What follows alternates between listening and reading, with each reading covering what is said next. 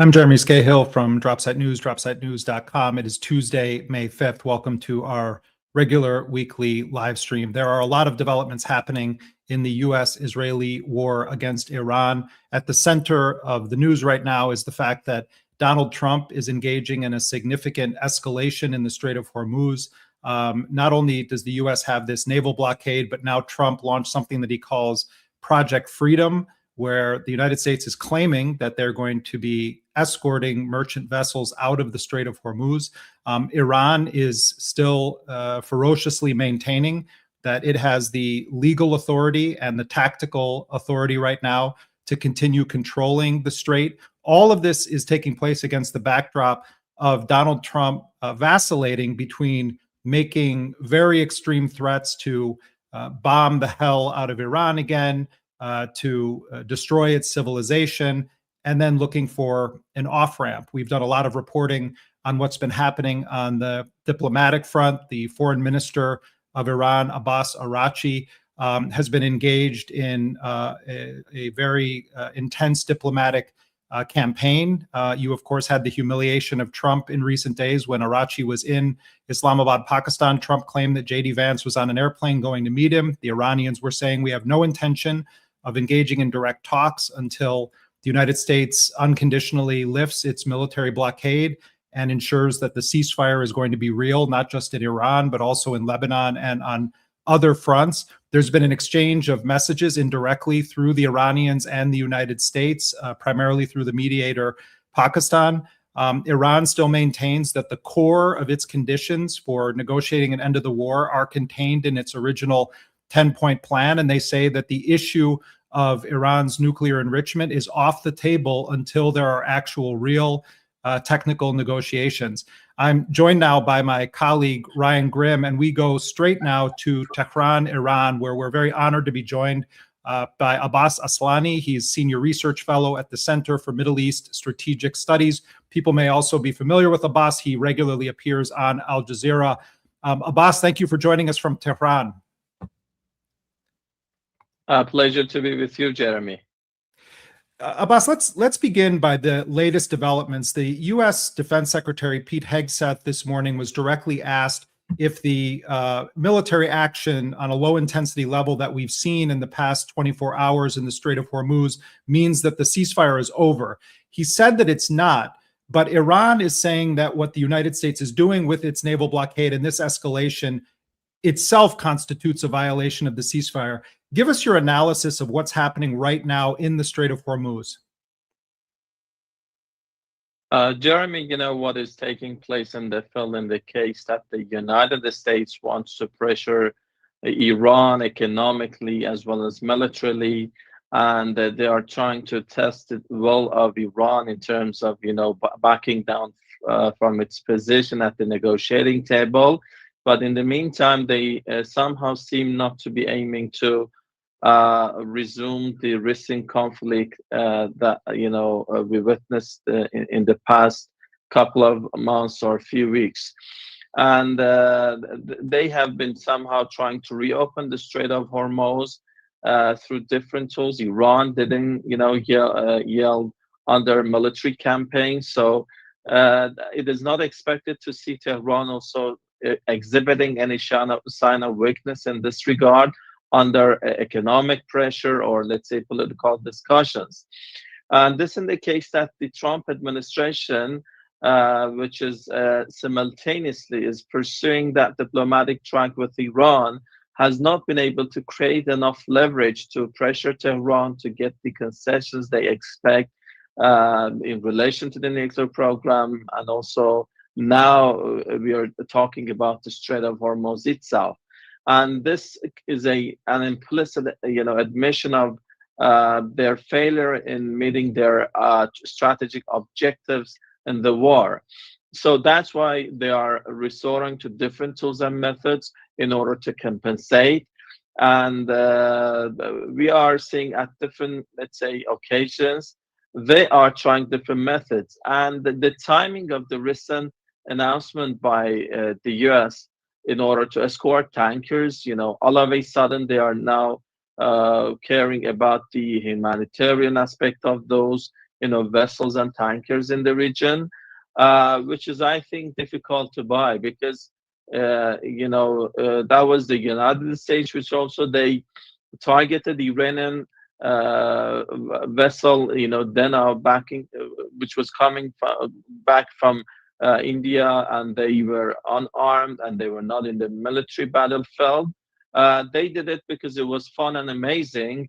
But now Trump saying that he's going to help, vessels. This is not something which he could be somehow aligned with their previous actions. But this indicates that the longer this, naval blockade or the closure of the Strait goes on, the consequences also could be significant. The United States is pretending that it does not care about those consequences, but in action, what happens, in the case that they want to control the situation, the shock that might be created as a result of this closure and the blockade for the global energy market, the impact in the U.S. or the allies of the United States for the region is important. And I think this has been a cliche, and they have said it several times. That's the story of who will blink first. The United States wants to pressure Iran in order to blink and to make those concessions they want, which is for Trump, it is full surrender. It is like exporting the highly enriched uranium from the country. It is halting the enrichment of uranium in Iran, and the story goes on. But that is also a case that they have been trying to achieve this through different, tools. They have not been able to achieve it. And the point is that if this is an attempt to find an off-ramp from the situation or exit this dead-end formula, this has not been, working so far. And maybe this is closing the remaining windows for diplomatic resolution.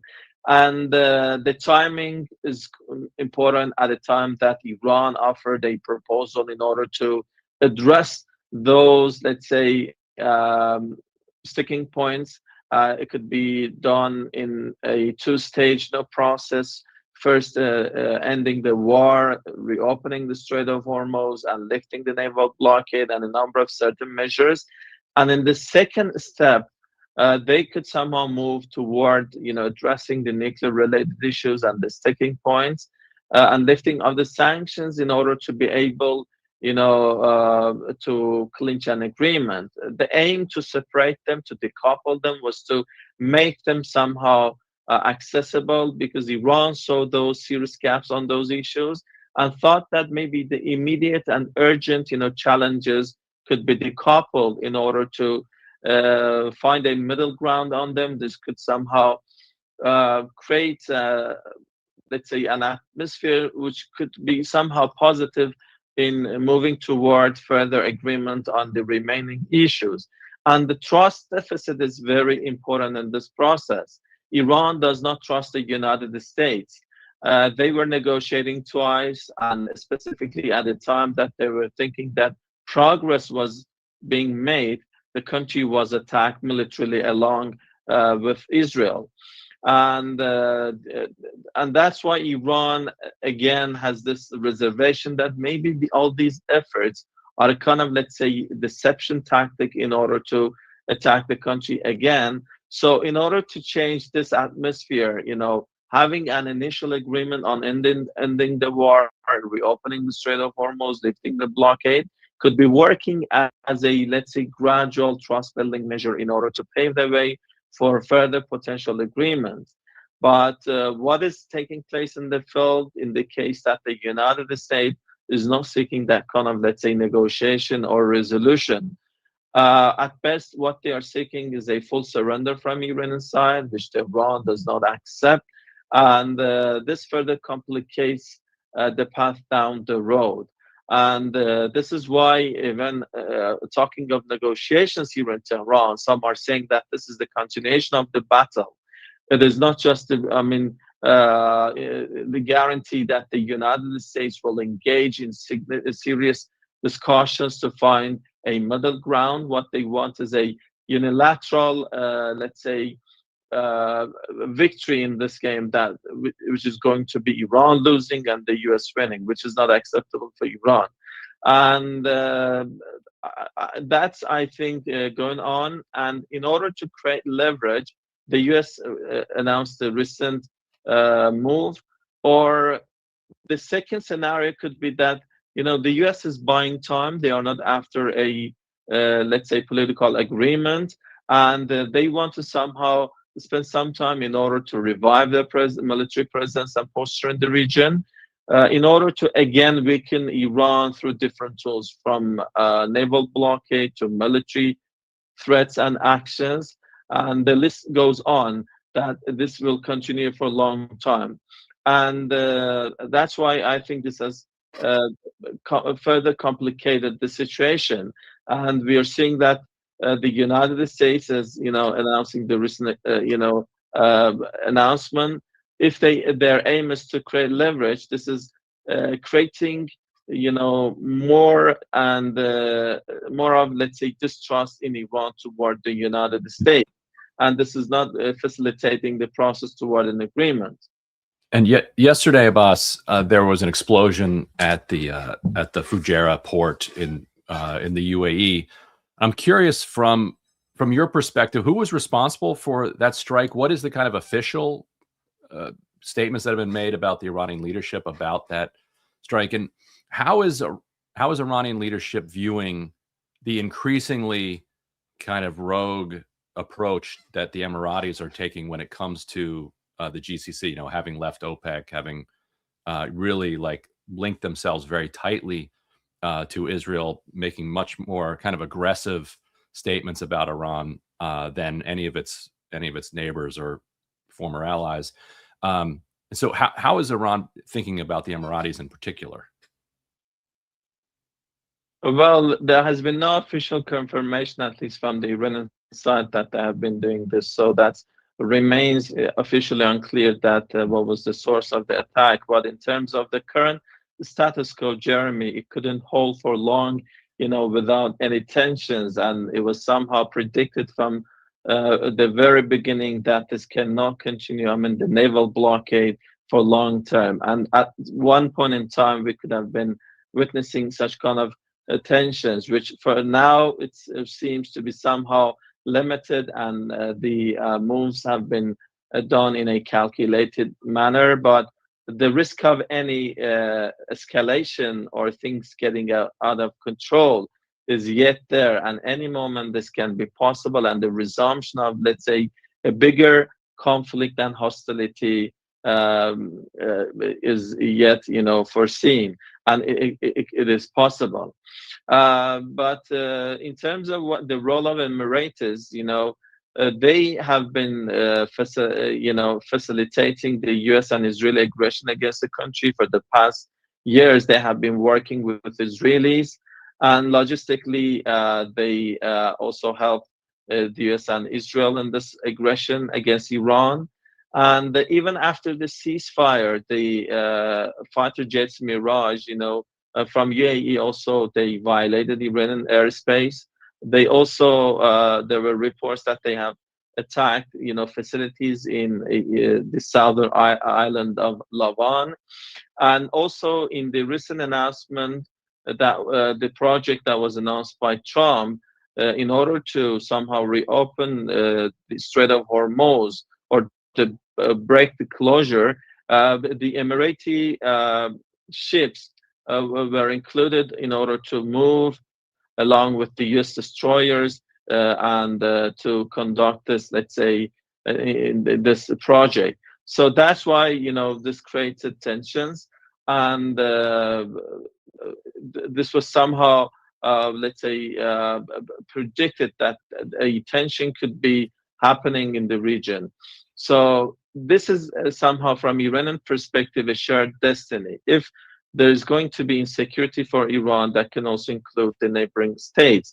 If Iran cannot, have its vessels or tankers transit in the Strait of Hormuz, and there's naval blockade, the others also will not be able to do so. Iran was reopening the Strait of Hormuz after the ceasefire. Iranian foreign minister posted let's say, a tweet on X, I mean, back then. But the reaction from the American side and the US president was to double down on the amount of the pressure against the country. So that creates, some impediments toward making a progress in this, track. Some were saying that if the US shows, good, actions or moves based on the good faith, the US might, respond in kind and taking some positive measures. But what happened proved this wrong. And in reaction to Iranian positive move, they tried to somehow react negatively and in a different manner. And this indicates that the US might interpret any, positive action from the Iranian side as a sign of weakness. And this, again, can make the process even much more complicated. So that's why we ended up in a recent situation whereby we saw the tensions arising in the Strait of Hormuz, and this might also provoke an escalated situation. And that's question that why, also if the US is genuinely seeking a political agreement with Iran, why they are resorting to this kind of actions at this time, specifically at a time that the Strait of Hormuz could reopen on that agreement. Iran could reopen the Strait of Hormuz, they could lift the blockade, and they could end the war. But why are they, doing this? And is somehow meaningful. And UAE has been encouraging Israel and the United States in order to resume hostilities and aggression against Iran. But I think from Iranian perspective, any war or any act against the country cannot go unanswered or without any cost for those who are trying to provoke that conflict. Abbas, because we did some reporting on this, you're mentioning something that I think we should really emphasize here. You're referring to soon after the ceasefire, or just before the ceasefire, which was originally going to be a 2-week period, was set to expire. There was mediation of the Pakistanis and several other regional players, and I also understand China was playing a role in this, where there was an attempt to try to broker an extension of the ceasefire and try to get Iran and the United States back on a path to another round of direct talks. What I was told by Iranian officials was that Pakistan had told Iran that Trump is going to announce an extension of the ceasefire and a lifting of the naval blockade.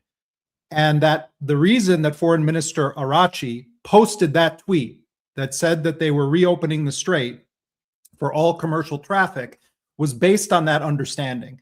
And what happened right after Foreign Minister Arachi did that is that Trump posted his own message on Truth Social that said, thank you to Iran, and it referred to it as the Strait of Iran. And then moments later, I don't remember how many, but I think it was within 2 hours, maybe even less than 1 hour later, Trump then posts an additional message in which he says he's extending the ceasefire. Okay, that was part of what the Iranians understood what was going to happen. And then he said, but we're keeping the naval blockade in place. And then Iran responded to that by saying, okay, we go back to the status quo. My understanding was that Pakistan assured Iran that a certain series of events were going to take place, and Iran did its part. Trump initially did his part, and then he erased it all an hour or so later with that subsequent tweet. What's been happening, though, and it hasn't gotten much attention, and I really want to ask you about this, is that as Iran has been confronting this naval blockade that the US has imposed, it certainly has hurt the Iranian economy. But Iran has been fast-tracking deals for land bridges, for instance, through Pakistan or Afghanistan, looking at using trains for alternative commerce, and expanding its relationship. Some of these had been in the process of negotiation for many years, the Pakistani agreement, for instance. And after Foreign Minister Arachi went to Islamabad, the next day after he left, the Pakistanis announced that they were effective immediately implementing third country transit to Iran through Pakistan. This was a huge deal for Iran. But what I understand from Iranian officials, and this is what I want to ask you about, is that they're looking at ways to counteract the economic and supply chain impact of the military blockade in the short term, but they're also envisioning a day where a new set of rules are imposed on the Strait of Hormuz, including the potential imposition of a toll, including Iran making bilateral and strategic relationships with a variety of countries. I want to hear your explanation of this dynamic, Iran's short-term moves aimed at trying to counteract the impact of the naval blockade, which is real, and then also its long-term planning on how it wants to administer the Strait of Hormuz, which the Supreme Leader, Mojtaba Khamenei, also referred to in his most recent statement. One thing, Jeremy, is that Iran is not looking at this card. I mean, the Strait of Hormuz as a negotiating card. It has been among core demands of Tehran at the negotiating table, and they do not seem to be abandoning this strategic leverage or asset, because Iran and the world now know that the country has the capability and potentiality in order to disrupt the energy transit in that waterway, and this creates it with a leverage which is strategic, and this can work as a deterrent factor in future, stopping and preventing any additional aggressions against the country. The economic aspect, like Iran charging fees for the transit of the vessels or tankers in the Strait, has been very much highlighted, but I think the security aspect is much more, and the strategic perspective to this is much more important than anything else. And there have been talks about that in case of any potential agreement between the two sides, who can act as a guarantor of this peace and, let's say, durability of that accord. Let's say objective or guarantor, or which can function as a guarantor of peace in the region, could be the Strait of Hormuz itself and the new protocols by Iran, because this can stop when the United States again in future they want to attack the country. They might think twice before engaging in any new round of military intervention. So that's why Iran is looking at this issue from let's say a security perspective, and abandoning that might pose some existential risks for the country.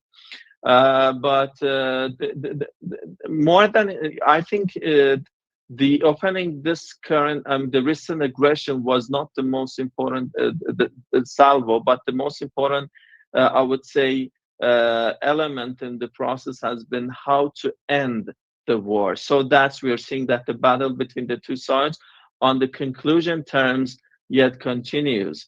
The United States want to somehow deprive Iran from this strategic leverage and asset, but Iran yet insists that it has to keep that leverage in order to make sure that it will remain safe, because for Iran the rapid cessation of the hostilities was not the final gain, gain and aim, but it was to remove the shadow of the war from above the country and to make sure that in the long run this will not be repeated.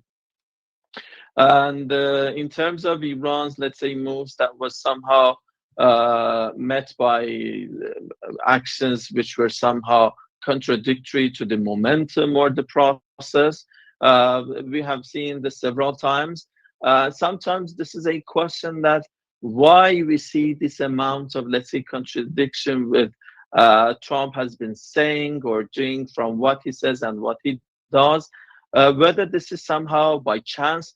I think there has been somehow an intentional paradox or contradiction which aims to create confusion among Iranians or even in the region. Trump wants to seem unpredictable, and through this course he has been trying to somehow gain benefits, or let's say to get concessions from every actor in other fields, including in this game. He wants to get it from Iranian side. And that's contradiction, I think, is intentional. And that's why in the meantime that you're seeing that negotiations are being pursued. The US responds to Iranian proposal. However, he says it is not good, but he is responding to that proposal which he considers as inadequate or insufficient. But in the meantime, they are announcing the decision to escort tankers in order to break the closure adopted by Iran in the Strait of Hormuz. And right after the talks in Islamabad, they announced a naval blockade, which seems that it was pre-planned. Maybe whether that was Plan B or even Plan A from even before the U.S. delegation coming for Islamabad for the round one of the talks, that is the question, I think, which is serious. And you look at, these developments, I think we have been seeing this dual track from the United States. And they are, seeking, let's say, to pressure the country and to get the concessions. But he has been talking, or defining different goals in this game. On initial days, they were talking about regime change, destroying Iran's military infrastructure, and bringing chaos and instability to the country, and so on. But later on, because they were unable to achieve their goals militarily, they tried to redefine it and pretend that the aim was to make sure that Iran would not be able to acquire nuclear weapons. Iran was not enriching uranium, and he was saying, prior to the aggression, that they were able to obliterate Iran nuclear facilities. So this is that contradiction. But one thing which is, making Iran and the Iranians hesitant about the U.S. intentions in this process is that the U.S. president keeps repeating, keywords like Iran's behavior in 47 years, or civilization will die, or they will destroy the infrastructure, and things like that, indicate and codify his actions in a manner that this is not just limited to Iranian nuclear program. And the take here is that even if there is a potential agreement today between Iran and the United States, the other day they might raise new issues like the ballistic missile. The other day it's going to be Iran's presence in the region. And this will go on until the moment that they make sure that they have been able to weaken Iran, even to disintegrate the country. And the more they can, fully costs and losses on Iran, the better it will be for them. So that issue of trust or lack of trust is very significant in this process. And Trump said that Iran has to pay a big and heavy price for its behavior in the past 47 years. He posted that right after, exactly just right after the United States had responded to Iranian proposal. Is he seeking a diplomatic resolution or, let's say, agreement with Iran? Or the other day he announced the decision to escort the tankers.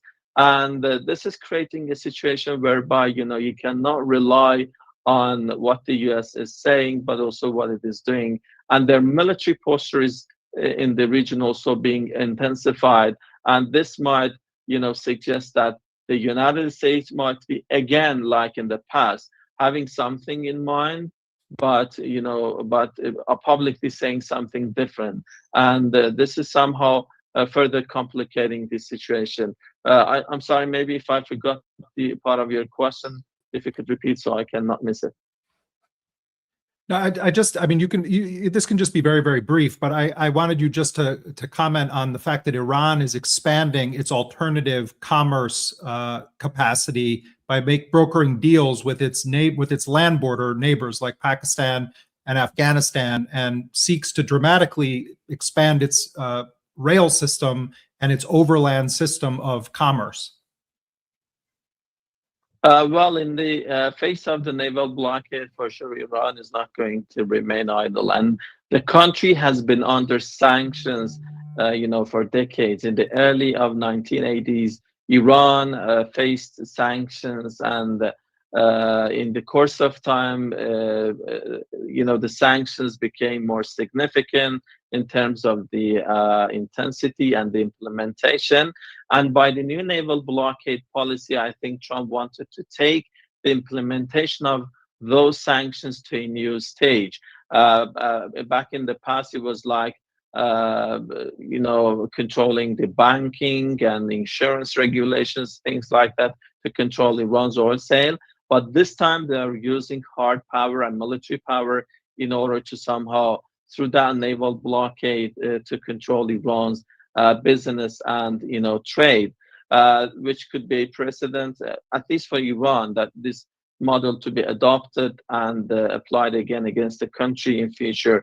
And this is why it is significant for Iran to get rid of this blockade. But in the meantime, Iran being under sanctions for decades or maximum pressure for the past years, has been trying to adapt to the situation. We have something like called resistance economy in the country, which tries to somehow internalize the economy, or to let's say provide food or some commodities that are needed in the country, and also defense tools that the country needs to use when it is attacked. So this has pushed Iran toward finding alternatives internally, as well as the country shares land borders with 15 countries. And as we speak, I think they have been thinking and pursuing of alternatives in order to somehow see to the extent they can to compensate those failures as a result of the naval blockade.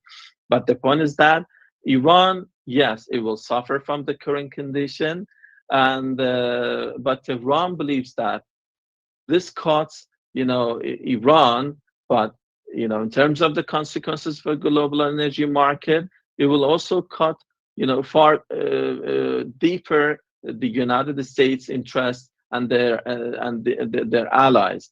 So this is, as I said earlier, and it has been said by many, this is about who blinks first. And I think the feeling here in Iran is that in this, let's say, game, Iran can tolerate more. It has been, adapting to sanctions. A shock of this kind or something similar to this is not something new or surprising to the country. So they are used to somehow being able to absorb those shocks, and adapt to the situation. But comparing to some like the increase in the gas price in the United States and the reaction from the public to those developments and phenomena, I think the situation will be different in these two countries.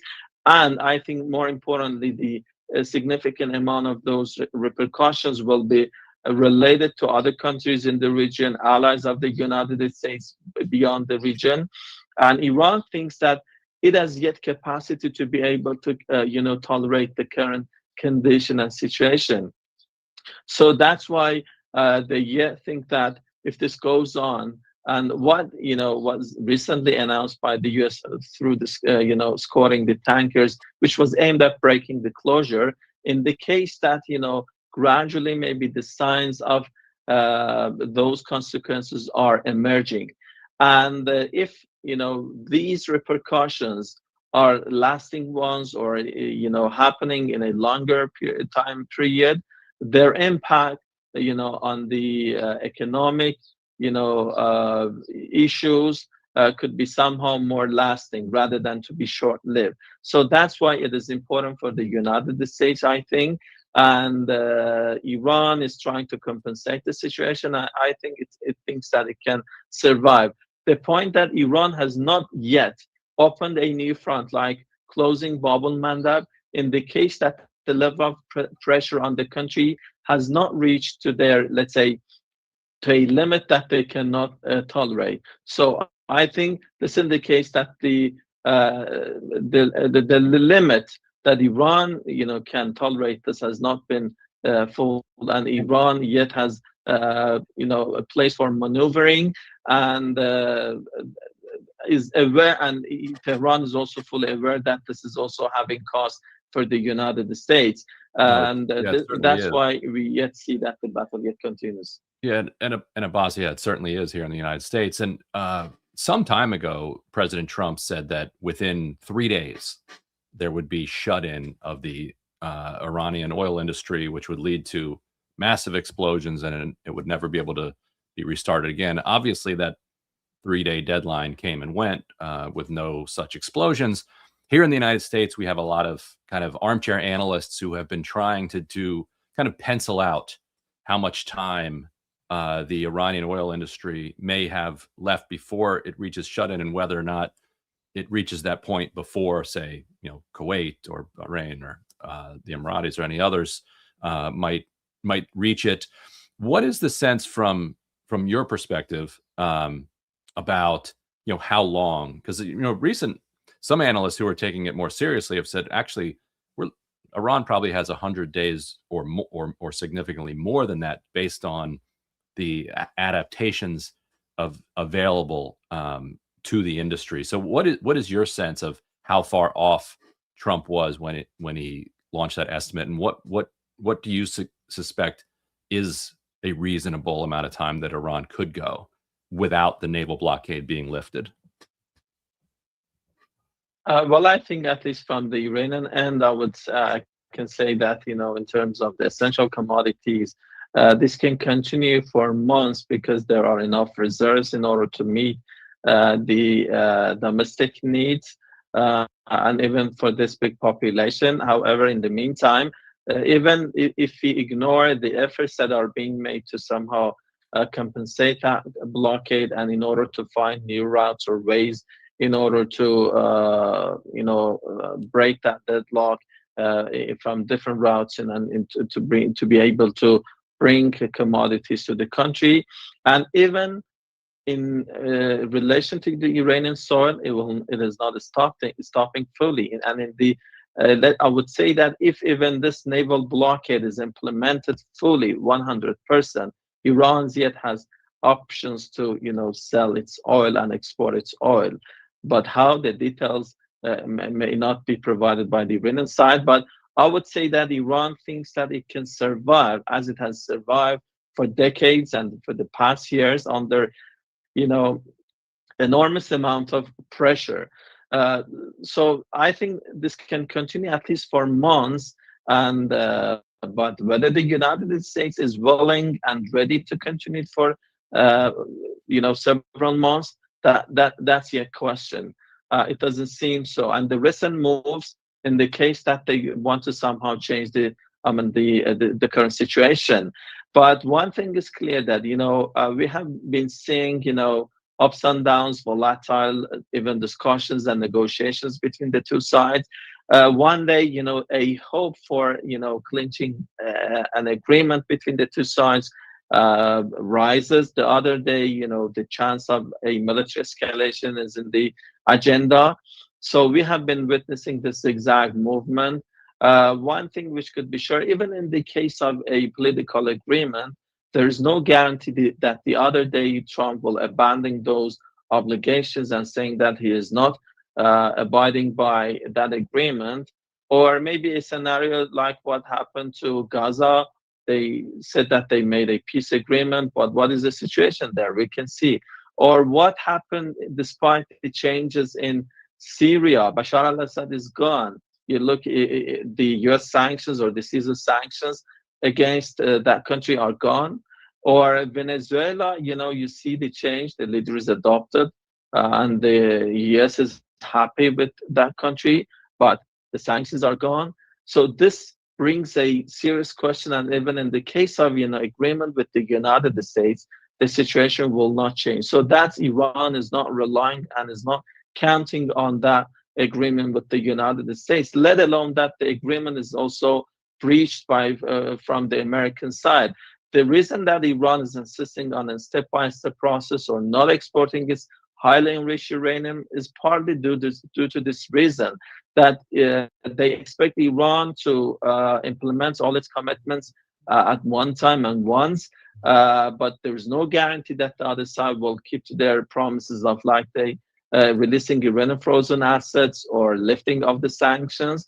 That's why we are seeing this significant gap on the nuclear-related issues and the sanctions. Iran has been open to transparency on its nuclear-related activities, as it was the case back in 2015 nuclear deal. Iran was going under the most intrusive inspections by the IAEA, and I'm sure that currently Iran has no problem with high level of transparency and inspections. But the point is that there's no guarantee that the other side will keep to their commitments. and this is making it much more difficult. I know you have to go, Abbas, but just one last question. You know, Trump's big narrative, and this has been pushed. Initially, it was being pushed to Axios and Barak Ravid and journalists that have sort of emerged as the conveyor belts for sort of the official leaks from the White House or from the Israelis. But it's also been picked up by the broader Western media that part of the reason that there hasn't been a deal is that the Iranian leadership is in chaos. You know, Trump is constantly saying they don't know who's in charge and they can't figure it out and they're a mess. And, you know, Iranian officials I talk to say, well, look at your own side. I mean, look at Trump. It's out in the open. He tells the world that J.D. Vance, his vice president's on an airplane, you know, or that Steve Witkoff and Jared Kushner are there. Or one day he's saying he's going to destroy Iranian civilization. And the next day he's saying, oh, we might make a deal. You know, that you're actually the ones in chaos. That's what I've heard expressed by Iranian officials. But as a geopolitical analyst, I want to ask you, and you're based in Tehran, what is your sense about how the decision-making is happening and what the bottom line is going to look like for any deal going forward that would be acceptable to the various echelons of the power structure in Iran? Well, I would say that, you know, portraying or framing this as a fracture in Iran could be somehow misreading or misinforming the public about what is taking place in Iran. It cannot, you know, misinterpret the deliberations on, let's say, national security or foreign policy related issues here in Tehran as, you know, division or fracture. You know, decisions of this magnitude related to the national security, foreign policy, negotiations with the United States, nuclear issue cannot be made unilaterally by one individual or even by one faction or even solely by the cabinet or part of the government or one institution. And we know that, you know, even if there's a decision, there is no guarantee for the implementation. So that's why there's a clear, you know, framework for that, you know, those types of decisions to be made. And that is the Supreme National Security Council, which is composed of the president, heads of the government branches, members from the cabinet, institutions, including the security and military-related institutions, and also some politicians. And any decision is being discussed in that council, and when they make a decision, the leader endorses that decision. So it is in a process that those decisions are made, and also including the negotiations with the United States, which has been normally considered as a sensitive issue, are also being discussed there, and they decide. And normally the leader, you know, respects the idea and the decision of the council. And but we are seeing the contradiction from the American side. They are insisting that there's fracture or division among Iranians, but in the meantime, they insist on continuing the discussions and negotiations with the same government that they try to say that they are divided or fractured. But I can say that, you know, comparing to previous years or back in before, you know, 2015 nuclear negotiations, the level of unity or coordination today in the country is much more than that time that a nuclear deal was made. And I think in terms of negotiations and even the agenda, there is a shared, I would say, consensus and perspective among different officials from the cabinet to government and others that how they need to approach that issue and what needs to be discussed and what they expect from the process. And but for the United States, even during the negotiations, Iranian, I think, delegation, which was a high-level one this time, they had enough authority because they had clear agenda in mind that what they needed to achieve. They went to Islamabad, and before Islamabad, they were also in the negotiations. But even before the war, when the U.S. negotiating delegation were coming to like Geneva or Oman, they were making a decision. They were agreeing on one thing, but when they were back to Washington, everything would change. And in Islamabad, they also were discussing, and everybody was expecting a kind of understanding to be announced in Islamabad back then, I remember it. But all of a sudden, following some phone calls with Washington, everything was downturned, and the situation changed, and they were not able to achieve any understanding or agreement on the framework of the following discussions. And I think this is not reflecting the reality that to say that there is a fracture in Iran. I think there is a clear, I would say, framework for those decisions. And one point that the United States even assassinated the Iranian leader, high-ranking commanders, but we're seeing that no change is being made in the country in the case that the system here outlasts the individuals, even those who are sitting at the top of the hierarchy. I'm not saying that those losses are not important. They are very significant losses for any country. But the point is that even despite those losses, we are seeing that the system works, that is fighting back against the United States. In a very short time, just in 40 days, that a war has started, and there has been a ceasefire, they are able to make a decision to go to negotiations with the United States. They know what they have in the agenda to discuss, and they know what their red lines are. And I would say that even the leader was, aware of what was going on, and he was also, like it was in the past, that the leader endorsed the decisions by the Supreme National Security Council. Yet that is the case as we speak. And I think from Iranian perspective, where I'm talking to you, I have the feeling, and I'm seeing and I'm observing that the amount of the unity, comparing even to previous years, is much higher than what is being described in the United States. But for Iran,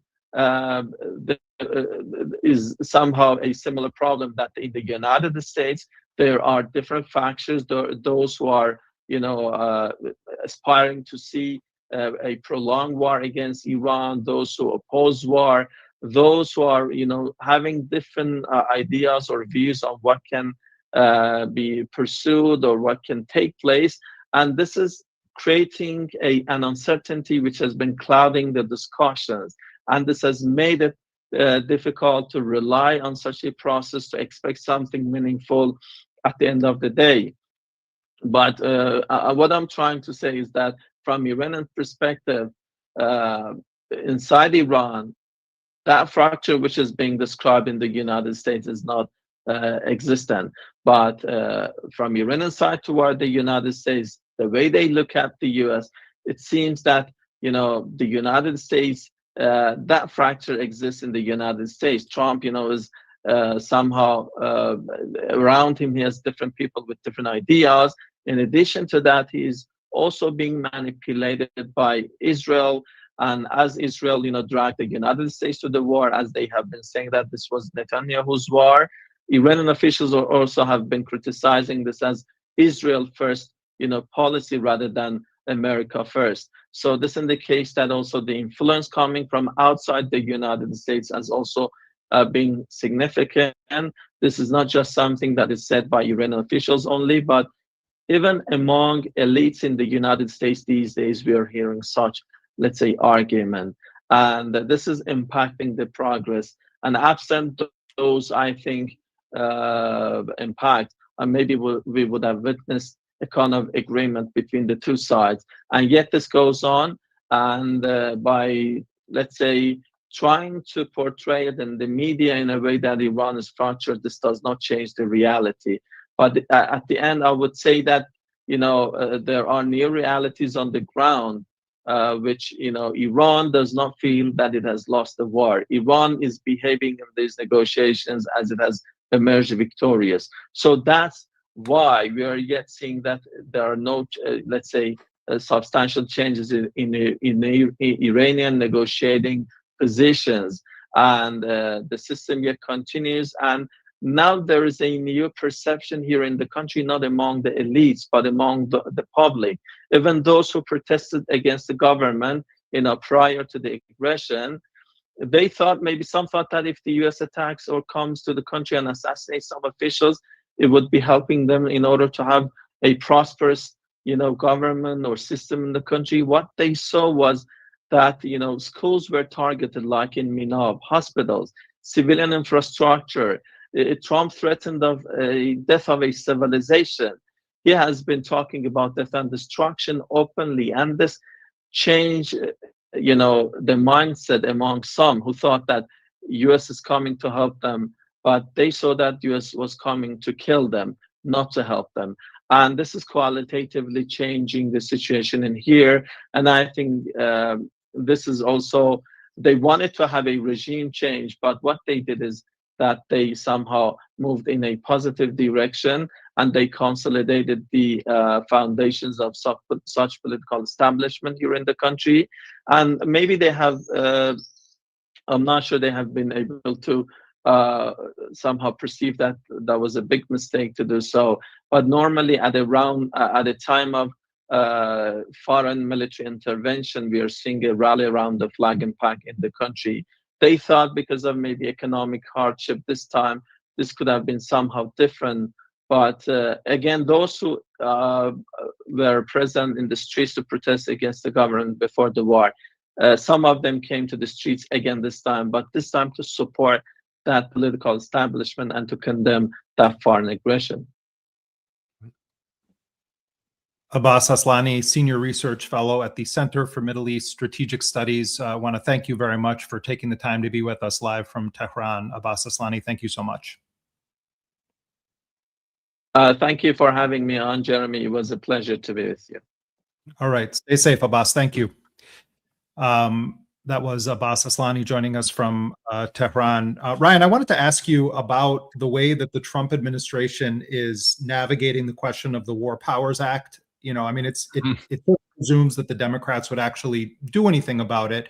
But, this morning at the Pentagon press briefing, where, by the way, it's like there is no real independent press there right now. I mean, the reporters got up and engaged in a long soliloquy about how amazing and awesome this military operation has been, before then asking a question that pissed off Pete Hegseth, precisely because he then asked something that wasn't just heaping praise on him. I mean, it's really would make the barons of the Soviet media empire blush with him, secondhand embarrassment for these guys.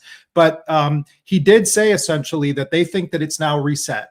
And that, and so they're doing two things. They're saying this humanitarian mission that we're on, Project Freedom in the Strait of Hormuz, this is a humanitarian thing, and anything that happens bad there is because we have to defend ourselves against the Iranian fast boats or missiles or whatever.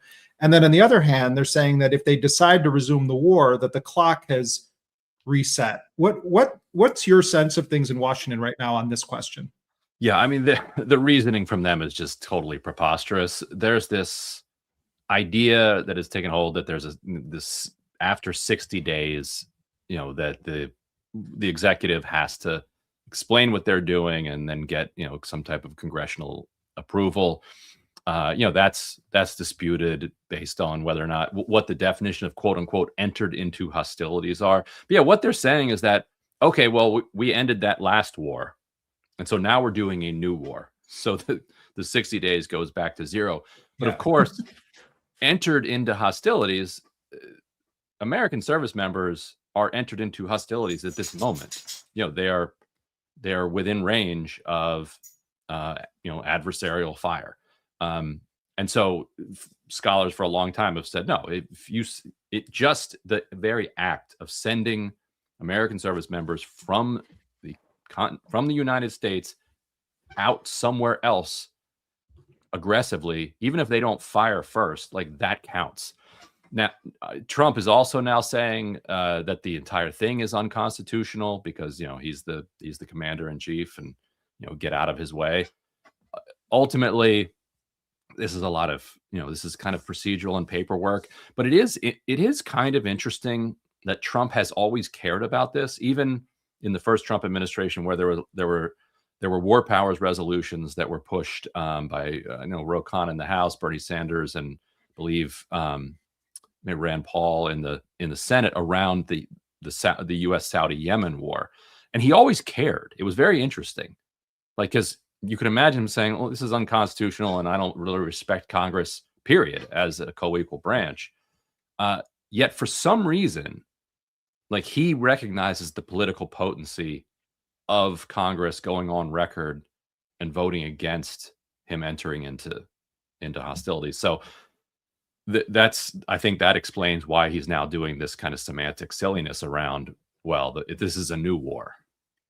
Well, I think also, I mean, really the whole game right now is this question of whether or not Trump is going to resume, active military attacks against Iran. It seems that the Israelis certainly appear to want that, although, as you've reported and we all know, there are questions about their ability to intercept Iranian ballistic missiles at the same capacity they've been able to historically. But it does, I mean, the thing that Abbas Aslani was saying at the end is a fair point about the different factions within the United States. And, it's not often written about that way. If the United States was reported on the way that we report about other societies, where everything is always viewed as sort of a banana republic, it all is playing out there. And Trump is clearly having to try to reconcile multiple special interests, not the least of which is Israel's agenda.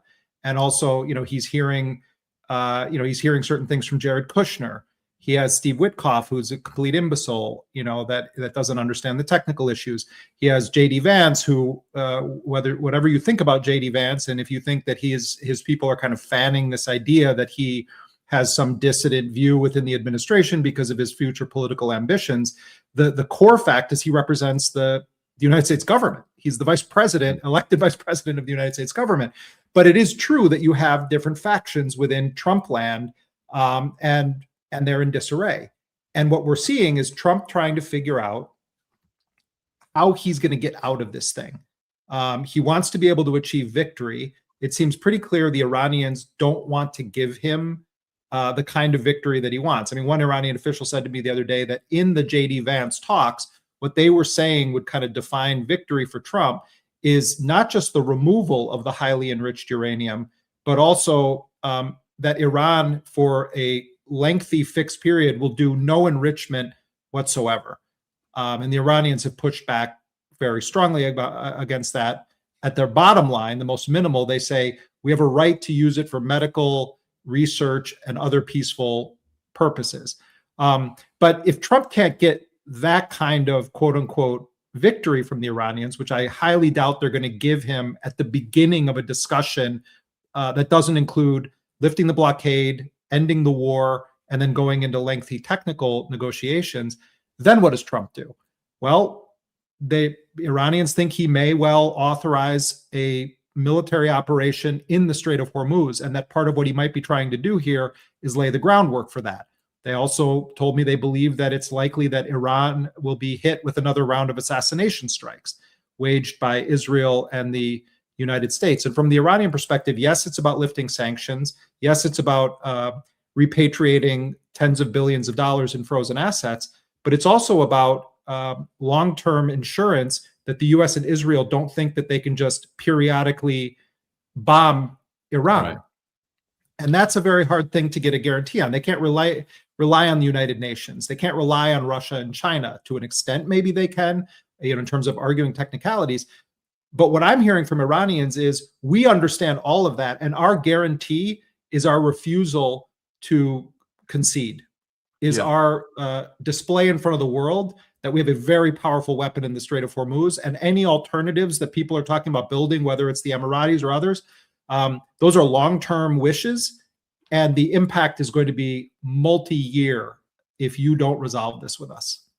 Yeah, and as Abbas Aslani said, from his perspective, the Iranians have at minimum several months that they can, that they can play this kind of game of chicken, whereas Trump is running into real time and physical reality questions on the economic front in particular, because he's driving, the fertilizer crisis, the energy crisis, and so on. But the physical reality on American military capacity and ammunition, like the idea of a full-on assault that goes through the Strait of Hormuz would eat up so much ammunition just from from an offensive capacity, as they tried to obliterate Iran's ability to fire at them as they're going through, but then also in a defensive capacity as they're trying to make sure that ships aren't sunk by drones and ballistic missiles fired at the. They're already vastly diminished from what they had in their stockpiles 2 months ago. That would disarm the United States to an extent that it really hasn't been since kind of the end of World War II, practically. And he's running up against the calendar deadline of his meeting with Xi Jinping, which is just less than 2 weeks away at this point. Well, and Abbas Araghchi is reportedly imminently going to be going to Beijing to meet with the Chinese leadership. Also, New York Times had an interesting piece, and I had heard something about this as well from sources, that China recently transferred a bunch of dual-use materials into Iran, and the Chinese are not denying it. They're just saying, we follow all the rules about dual use. And, China has its own bilateral relationship. But, I think the Iranians, are definitely strengthening and deepening their relationships with Russia, with China, with other countries in the region.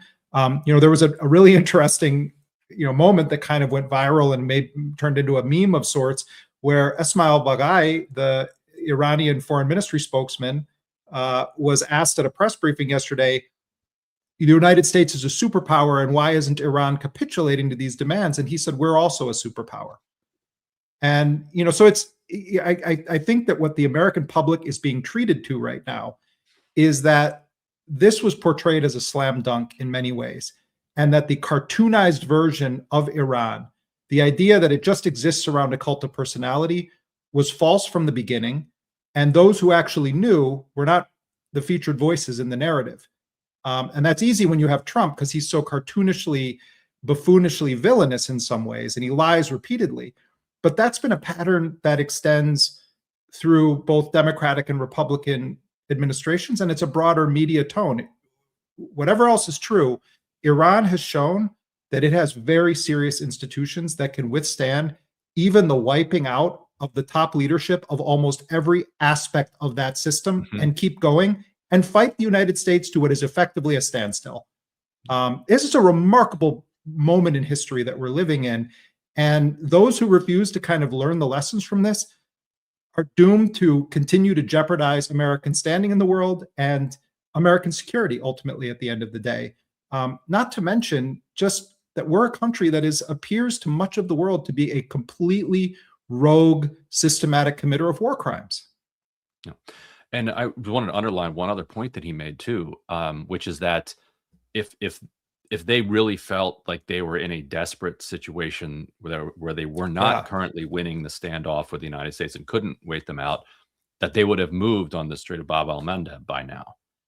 That was an interesting point. Like that, and so I think that people should keep that in mind and kind of watch that strait. As people say, watch this space. If you see them moving there, it might paradoxically be a signal that they feel like the standoff is no longer going in their direction. But the longer that they are satisfied, to use that term, with the status quo, then the longer they hold that card back, suggests that Trump's claim that he's the one holding all the cards isn't quite honest. And also, by the way, he posted himself with a full deck of Uno cards. The wild cards too, yeah. Yeah, if you have that many Uno cards, you're losing. Like, I don't think he's played Uno for a while, but yeah, you're supposed to not have any cards in Uno to win. So and you saw that the spokesman for Iran's conventional joint military forces, they then posted a picture of him showing 4 cards instead of 5, and they were all like reverse or block symbols, and saying we actually understand the rules of the game.